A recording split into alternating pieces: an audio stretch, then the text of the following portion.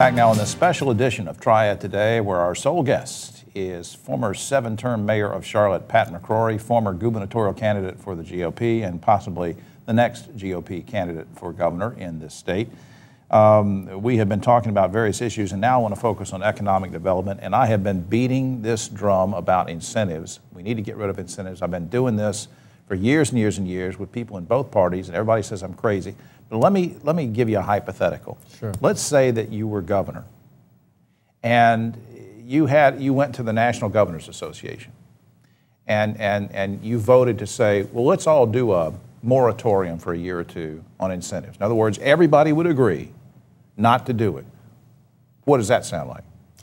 That's the first thing I would actually do in meeting other governors and going, why are we shooting each other in the foot? Our competition's outside the United States, not inside the United States. And even as mayor, there were several times when I'd turn down an incentive, even if the company was moving 6 miles down the road into South Carolina, I'd go, what are we doing? What's this game we're playing? Because the political boundary means nothing. And the incentives don't create jobs. Well, the other mixed messages that Governor Perdue and others have sent too is 1 minute we say we shouldn't, our state's a perfect state for business, our income taxes aren't high, they say this, and then they turn around and give incentives. Now, which one is it? Or they turn around and they increase the corporate tax, the income tax, and the sales tax all in the same year, in 2009, the year after the election.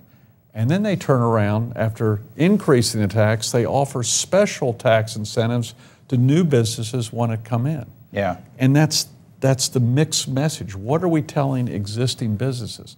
Now, if there are special incentives given, I think there should be some very strict criteria placed with it, with a firm return on investment. But I think at times politicians have given incentives so they can take credit for the industry coming, whether it be a mayor or a governor. Yeah, this is what gets me, because as I said, do a press conference. Well, sure, ribbon cuttings. It's all about ribbon cuttings and getting their picture in the paper a lot of times. And I admire what you did in Charlotte. Alan Joines in Winston-Salem, and Keith Holliday, when he was mayor in Greensboro, did the same thing. Well. They would get together, and it wasn't collusion. It was just for the good of people. If somebody said, I want to move 50 jobs from Guilford to Forsyth, they wouldn't get in this kind of a war, a pricing war. You're shooting each other in the foot. And you're going to have people living in the whole region to work for a company, whether it's in the Winston border or the Greensboro border. Yeah. I grew up in Jamestown. Yeah. It's all connected. Why shoot each other? And frankly, a lot of companies, if you offer them a $500,000 incentive or $1 million or $5 million incentives, if they're a multi-billion-dollar corporation and they make a decision to come here based upon that, they're not looking long-term anyway. I agree. The other thing I want to cover in this particular segment on economic development are bad trade agreements. Now, even if you were governor, I know that you can't control federal trade agreements. That's something that Congress has to do. But here's the thing. We have lost millions of jobs, millions and millions even in North Carolina, the textile industry and others, due to bad trade agreements, a disparity in the way the tariffs are set up. With India and China charging 20, 40% tariffs, we charge 2%. So a company can leave here and go make their product over in Indonesia, fire their workers in America, hire them in Indonesia, ship the product back with a low tariff. And then we're not allowed to compete in those countries. And then you can't compete in the country. Now, if you're elected governor, would you go to the congressional delegation and say, look, guys and gals, we need a repeal of these trade agreements? Well, as governor, I would be very active in the trade negotiations and give my input both to the President of the United States along with other governors and to the Congress. I'd also have input into a health care plan, which our governor remains silent on. Here, the biggest federal health care plan in our nation's history, and our governor's been silent. And yet the impact on North Carolina, especially on small manufacturing, will be tremendous on what is referred to as Obamacare. I happen to serve on a board of directors of a small manufacturing company in Statesville.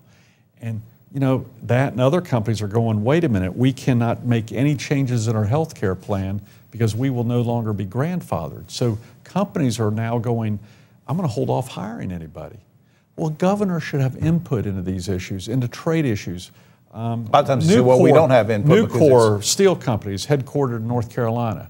Major ramifications on what the companies are doing in China and whether our companies are going to survive here. And it's artificial stimulation of the economy and their currency in China that we ought to have input onto. We got to wrap up on this segment. We'll be back. We're going to talk about some social issues in the next segment.